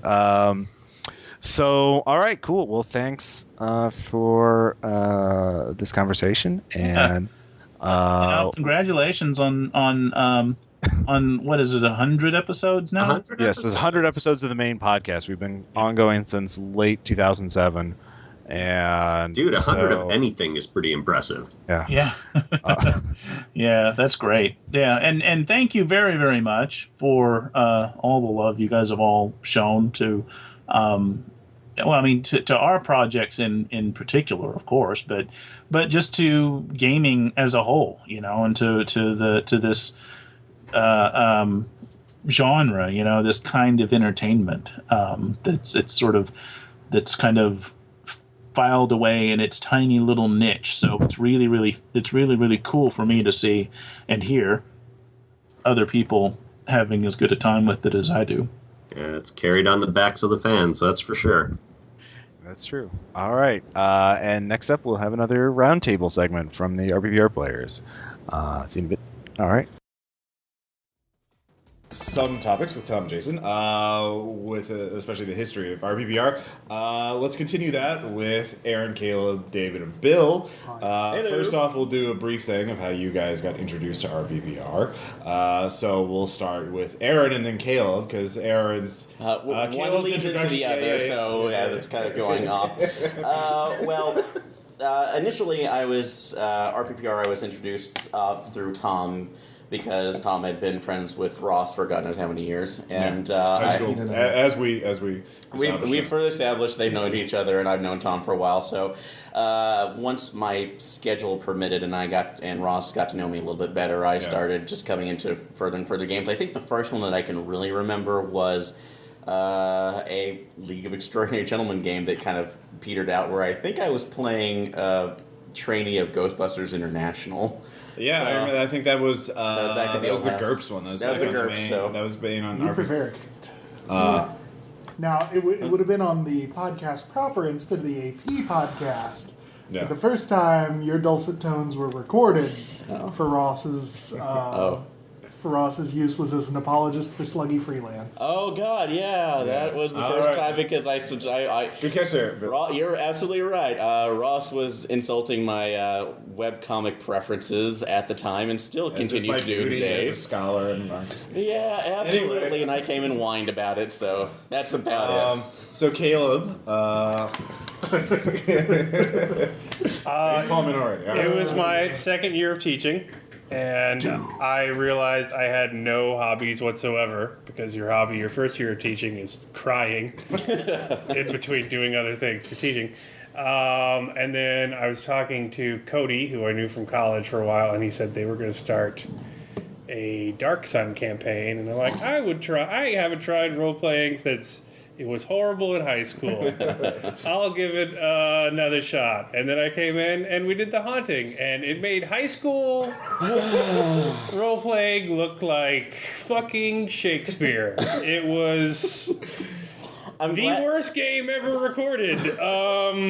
Because even worse than Rifts the Eliminators. Yes, because they were actively trying to troll Aaron, which no one thought to tell me, so I thought they were just the biggest group of jackasses I have ever seen. Yeah, well, you didn't know it was sir. Yeah, it's essentially the role-playing version of Trigger Happy TV. So it was. We didn't mean to get you that way. It's on AP. It is awful. I tried to match their level of dickery, but failed. With Ken Tomlinson-Berg, you can't beat the king, Cody. The youth pastor, and I came back for some reason I will never understand. Was it dark? It was Dark Sun you came back for, right? Yeah, I came back for Dark Sun, and then it was okay. We're not killing everyone. Yeah, but we're still glad he came back and realized that we're not jackasses most of the time. Well, they did realize near the end of the AP, and there was vigorous apologies. Yeah, but it worked out. Yeah. So. All right. Next up, Bill, because you've been playing with this for a while. Yeah, off and on. Yeah. Gosh, in terms of recording, I feel like the earliest thing. Did we record that Call of Cthulhu one shot? It was kind of Saving the World, or like you? No, it was set in the Southwest. Yes. I think Patrick and Curry played. I think it did. I think that's one of the B-sides, if it's the one I'm thinking of. Okay. All I remember is we all died. Yeah. Snakes. Why did it have to be snakes? Like you do. It was a Western scenario from one of the issues of World of Cthulhu, and I believe that's one in B-sides Volume 1. Yeah. So buy it now. Yeah. That will be available for free in August. But and you were in for many of the episodes of the New World campaign, on and off. Yeah, on and off. It was a difficult time. Yeah, with Mike, that's... Well, Tom, and Jason, and I discussed that, So. Personal life as well, but that's neither here nor there. That's the podcast. Beyond that, I had known you since late in my original college career. Through Matt Howell. Yep. We played that one game of Twilight 2000 in the Scholar's House basement. And Matt was Sir Orphanbane. Those of you who listen to our anecdotes. In joke that will never die. And finally, David, we kind of went over a little bit, but just a quick brief synopsis. Tom was literally the first person that I met and befriended here in Springfield when I moved from St. Louis back in junior high. And I've known him longer than I've known any other human being that is not related to me by blood. My first... he is my blood brother. I feel him even now. Through the ether. He comes. He's saying something in German and a lizard. It's a pretty fair guess. That's a good goal read there, David. As far as role-playing in general, been doing RPGs with a couple of the people at this table since high school. Yeah, high school games. And stayed with Ross and Tom and a couple of others throughout some of the Scholars House games with Matt. Yeah. But my first actual RPPR game was also Caleb's first time sitting behind the screen. Bryson Springs. That's right. Yeah. Which I am always going to look back on. And then after that, there was a long time where you weren't because of scheduling, I think. Yes. And then a couple of years ago, you started coming more regular because your schedule changed, and for no evil. And, absolutely. Yeah. Has to do with the new job. Once I got the job that let me work days instead of working the overnight shift. We're not going to go into like biographies of everybody or like where are they now kind of thing. But yeah, just assume somebody disappears because of outside life stuff. And they're in a dumpster somewhere. Wow.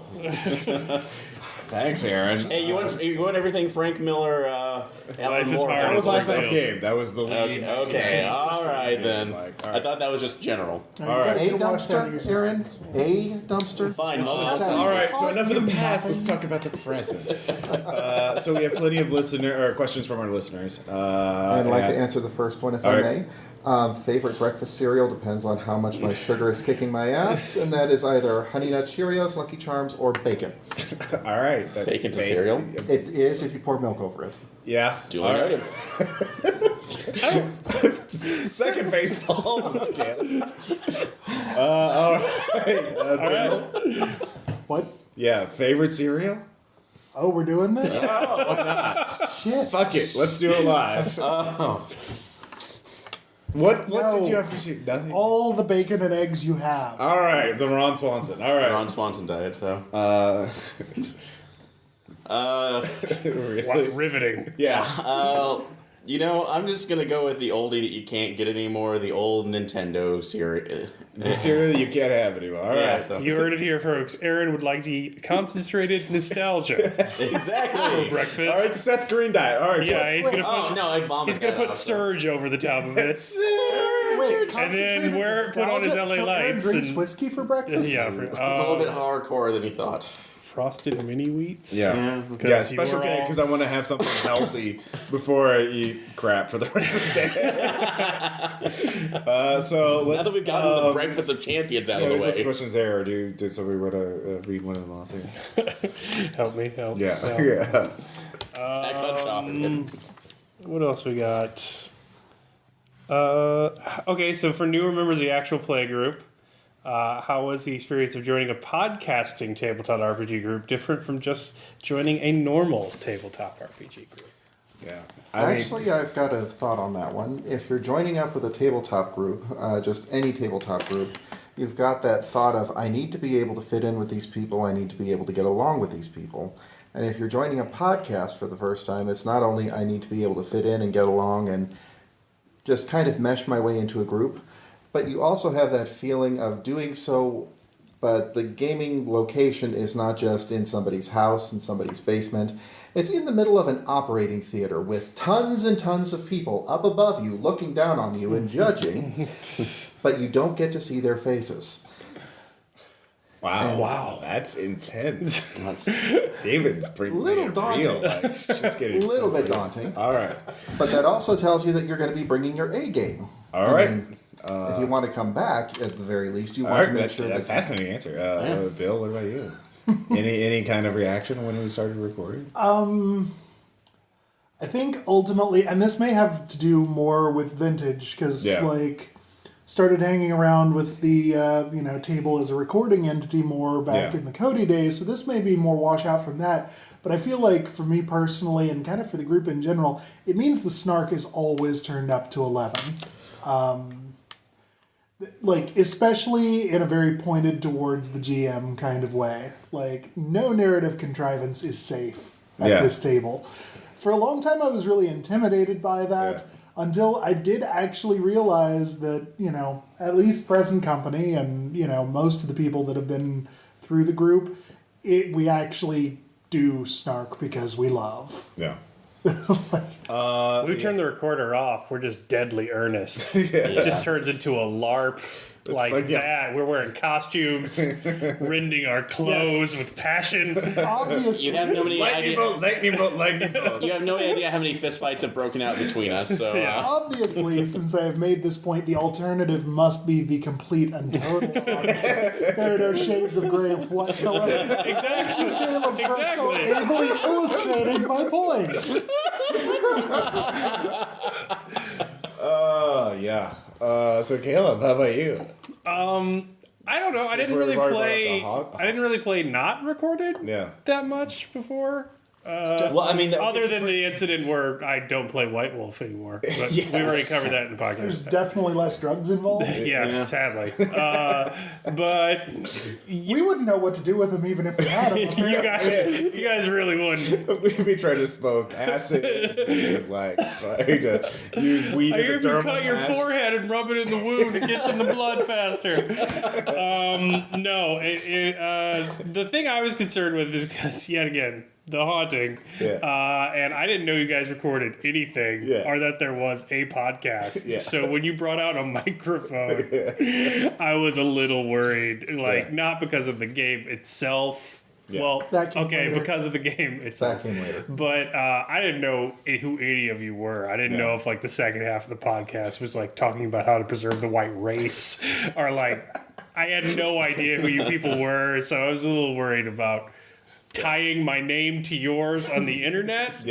So maybe don't do it that way if you're looking to join a podcasting group. It worked out. You're just frightened you're going to come up. We are the goofus of the podcasting world. There's some other podcast somewhere that's the gal's here, we'll leave you in. It's okay. No, we're no, we're recording. Let's make Mormon Scientologists and fuck up a haunted house. All right. Not only that, but auditions. I mean, there's got to be a podcast out there somewhere where it's, okay, now if you want to join us, what are your qualifications? Really? Yeah. I'm sure Welcome to Night Vale's you random guy. But I mean, for an AP podcast, that'd be really intense. Yeah, that would be. Well, selection process, that's going to be interesting. On the other hand, here at RPPR, the idea of someday hiring a hooker for the table is still not. That's his Cody idea. That's the Cody era. That's Cody era. But we truly have moved on. That's where Shall I ask Tom? Yeah. Please don't. No. please do not. All right. Anyway, Aaron. Well, in my case, I would have to say it's probably not that similar from Caleb's, because previous to this, I had only really gamed with maybe one or two close friends. Not that group. I think the first real experience is going out with a larger group of people that I wasn't aware of was one of the Scholar House games that I was brought into. I think that was one. Was it the Hunter game? The Hunter game. Oh, yeah. Where I was playing with little to zero knowledge of that particular White Wolf system, which you exploited. It really doesn't matter. It was amusing. So coming up into it, it probably was just a little bit nervous, just because I was seeing the microphone first off and kind of giving a little bit of you're right, the invisible audience behind you that you weren't really aware of. So. And when those first comments ever rolled around, oh, who's the guy who keeps skipping over himself on the same phrase? So, but it really, once more or less I became friends with everybody else, I kind of settled into the exact same routine. So it pretty much was. And I think the internet is a more entertaining place now that your adventures are glad to have helped that way, I guess. But we love you, Aaron. You know. Yeah. So, but. Because, I think Bill was right. I mean, we do really do the snark from a place of... if we ever turn... We're not doing the complete opposite. Yes. If we ever turn completely formal and very stilted and distant, we don't like you. I mean... Okay. So get to some other questions. Patrick French from the Facebook group says, do you guys game on set days, or is your gaming schedule kind of random? It sort of varies. Especially the first couple of years, is really set by the school schedule, everybody's classes and jobs. And so it's this semester we're doing this summer we're doing this. And so now it's not, most of us are out of school, and it's more set by jobs. And so we usually we have one night a week that we all game, and then maybe a secondary night if there's enough people for a secondary game. Yeah, because I post 6 games a month, so I want to make sure that there are recorded 6 games at least. So or if we have special occasions. But usually we're doing 8 games, so unfortunately we get 2 games a week, so there's that backlog. Or if we had special occasions where we have somebody coming in from town or somebody new wanting to integrate with. Yeah, there are pickup games and casual things, but usually, like lately, it's been Tuesday nights for the main game, and then Friday nights for a secondary game for whoever's available for that. And also has to be said too, anytime that a campaign is planned, the very first stage of the planning is scheduling. It's all right, what nights are we going to be doing this particular campaign? Yeah. So we've done things where we week A we do campaign A, week B we do campaign B. And we go back and forth, and we've done that, and so Week C has been canceled. So that answers that. Then this is a good one. Matthew James Pagel asks. Your question sucked, Patrick. But this question really wow, good. Jeez. Wow. Just kidding. I'm just saying. Yeah. I'm just saying. Favorite You're belittling combats. other questions, Ross. I'm not. This is a good question. I'm not saying that was a bad question. That was a good. Sure. Wow. You would say that. Favorite combat system. Caleb's clearly is Palladium. Yeah, definitely. Yeah. I like to fail a climbing roll and fall up. So seriously, favorite combat system. Any choices? We all big Pathfinder fans? Well, no. Yeah. Honestly, it all depends on what exactly we're doing. If we're going to be jousting from the back of a horse, I tend to like the D20 system. Yeah. Because it's... Oh, like Iron Heroes. Yeah, the maths seem to be a little bit better for that. Yeah. If it's just superheroes blasting each other with death bolts and beams... Okay. One roll dice engine seems to work pretty good. Okay. It also depends on just who is running the game, and is this a more narrative combat, or is this a more... Do we want to break out the tactical mat and the minis? Do we want to start calculating vectors? It all depends on who's sitting behind the screen and what we're after. Bill? I really don't have a favorite so much, just as long as there's a good match kind of between the genre and the intentions of the GM and sort of the things that the system focuses on. I'm pretty happy, which I know was probably surprising to some people because I sort of made a reputation as, rules. Yeah. The guy who actually was good at combat. Right. But, I've discovered that my personal philosophy is sort of that I tend to interact with the game on the game's level. Yeah. So, Fourth Ed wants me to crunch at rules. Yeah. Does it ever? One Roll Engine wants me, well, depending on the game, to do other, perhaps more meaningful things, and thus Bobby Joe Bob McElroy. And Truck Hammers. Yeah, limited experience, but definitely not D20. Anything ever. I just you just say that because you don't have the 37.5 sided die. Yeah, I guess I just that's not done. There's a game with something like that, Dungeon Crawl Classic, but we're not going there. I didn't like talking about it. Yeah. I'm already stressed out. That's not actually D20. It's a bit more OS. I guess Ore. I like Ore. Everything I like about Eclipse Phase combat is the setting of Eclipse Phase and things I like about percentile dice. Yeah.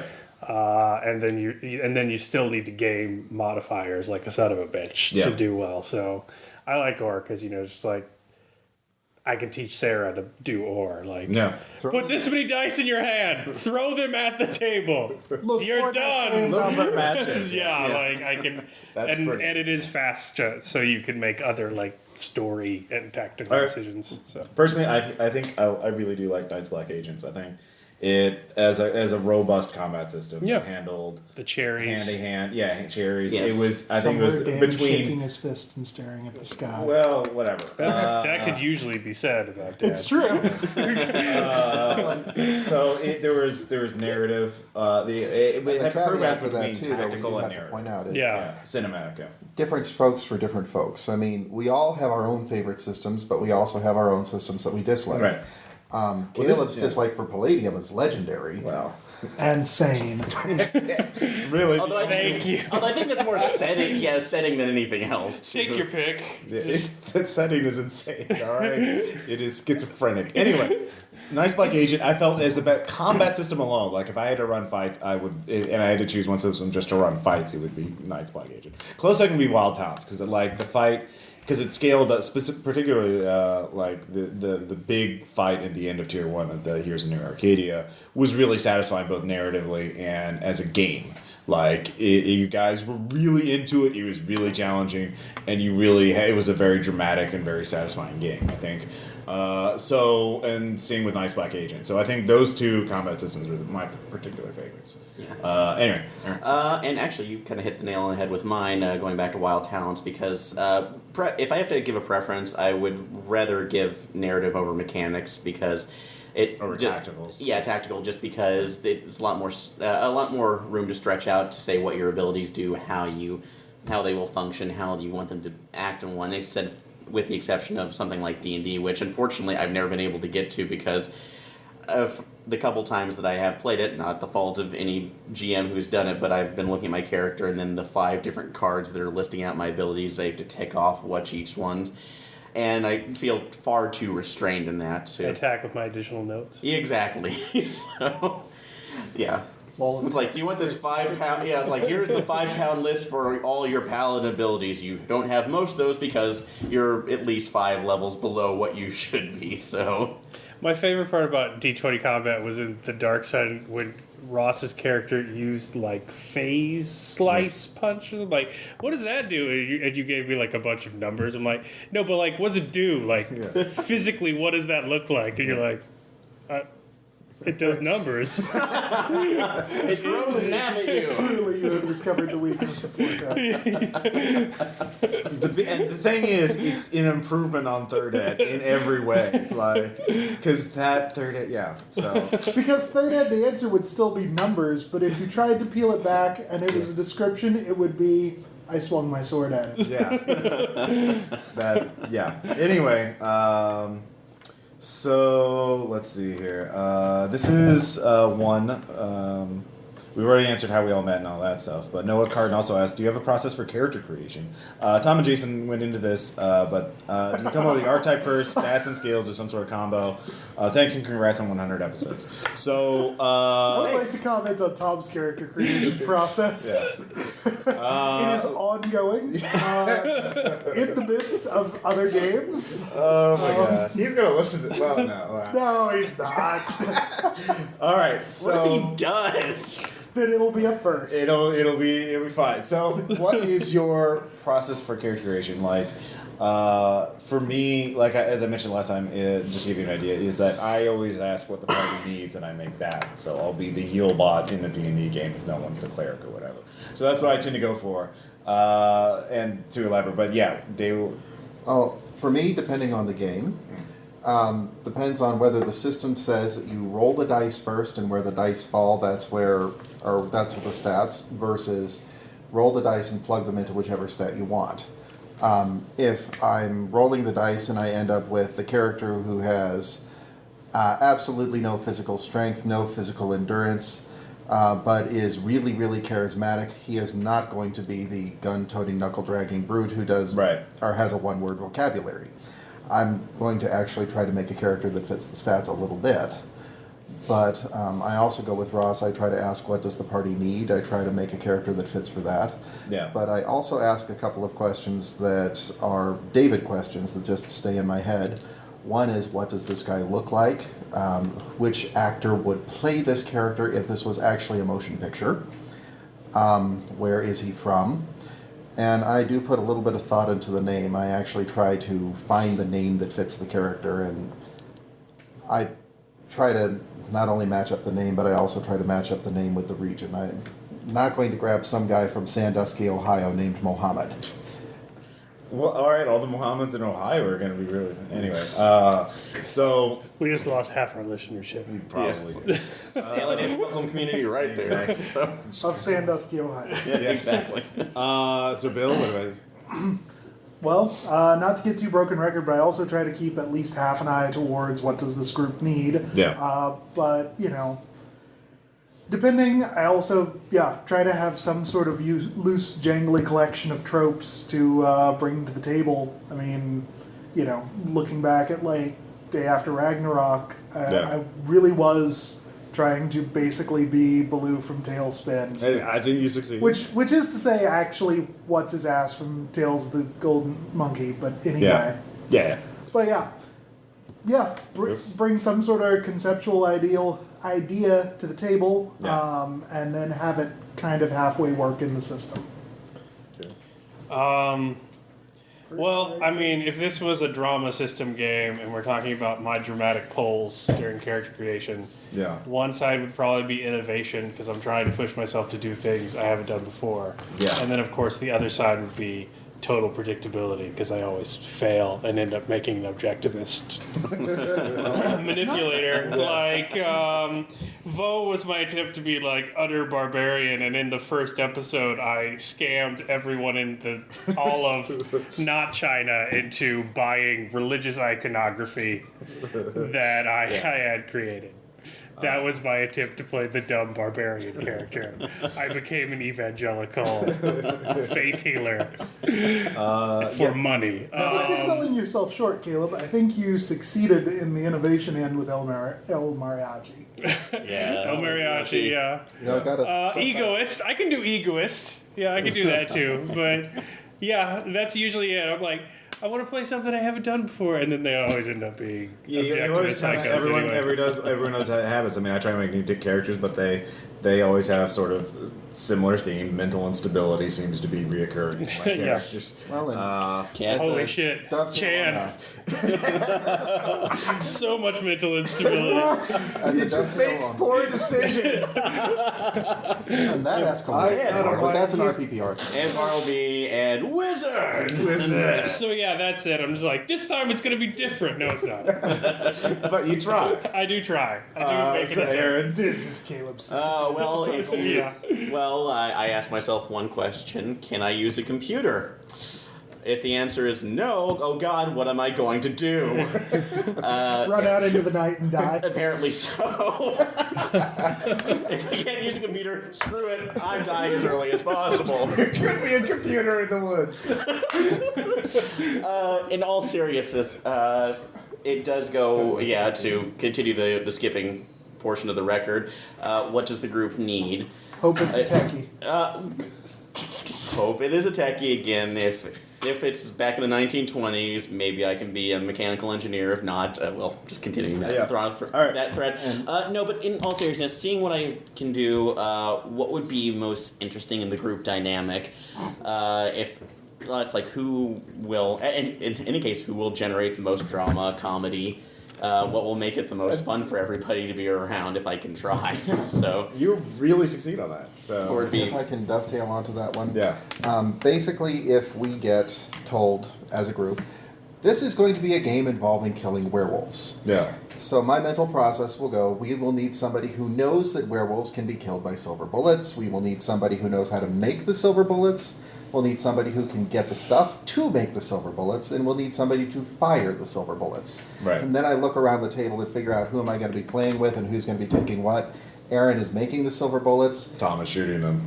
No, I'll get to Tom in a second. Okay. I'm usually the one shooting them. Right. Tom. Caleb is the one who is finding the materials to make the silver bullets, usually by talking to the various people, scamming them out of the silver, getting the appropriate stuff. All right. And Tom, if he is at the table, is the one who is taking off his shirt, rubbing himself with barbecue sauce, stepping out into the woods and going, "Bite me, make me one of you!"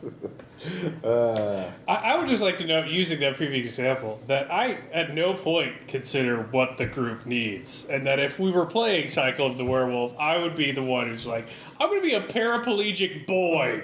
I'm going to be like 12, completely unable to walk, and then I still somehow survive by feeding other characters into the werewolf through devious manipulation. All right. First very good philosophy. This is another early question, but favorite one-shot campaign and why? So favorite one-shot, favorite campaign, and why for each. Just brief. There's a lot to go over. No, Lady Gaga 2.0. Hands down. I've never laughed harder in a game. You see a tiny Japanese man who looks like he has a plot point. Grenade. Every part of that game. It's hard to recapture the magic like that. But yeah. Well, what do you? Yeah. My personal favorite is Bryson Springs. Thank you. Exposure to this group, exposure to Call of Cthulhu, exposure to Caleb Stokes as a GM, and the very first time I got to meet Lucille. So really, all rolled into one. I mean, that's my bowl of nostalgia there. Yeah. All right, yeah. My favorite one shot was Candle Cove because everything hit off perfectly for that, and I was just really surprised. Tom, RJ, and Aaron, just you guys really, everything coheses really well. So that was my favorite one shot that I played in. Favorite campaigns, Heroes of New Arcadia, because that became Base Raiders by my book. Bill? Favorite one I played in, fairly recent, would have to be Sunset of the King. Oh dear God, yes. Just because of like the group think. Yeah. That you could just see how we had all just kind of. We're not going to fight this evil. We're going to join it. Yeah, sounds just like a great idea. Fuck it. That is the only time I have ever seen all of us everybody at the table just kind of went, we're going to ride this bad boy all the way down to hell. It was like meta gaming. Yeah, we didn't talk to each other. We didn't write any notes. Tom was playing himself, and you were all playing Tom. That's what I heard from that. Let's all become. So if you're the whole thing is your film crew, and you find out that the film is being made by a mythos corrupted bad guy who has is crazy blah blah blah, and I thought you guys oh my god, it's evil. The movie's a ritual to summon and do bad things. We should stop it. And you're like, no, we can save on special effects. He's summoning real monsters. That's literally how it went. We all just jumped right onto the crazy train. I did not expect that. Bought the ticket. Which is probably how actual Hollywood producers would Exactly. It's just authentic roleplay. Yeah, that's why it was so beautiful. Fuck you, Industrial Light and Megan. We got Chuggets now. That didn't take your CG and shove it. Yeah. That's pretty much how it went. So, Eric. I'm trying to think on one shot's a little bit harder. I know actual campaign, that campaign that we at least played through, Age of Masks. Yeah. Which was one of the first big ones that I played with you, and the Ascent of the Silver Scarab, the one.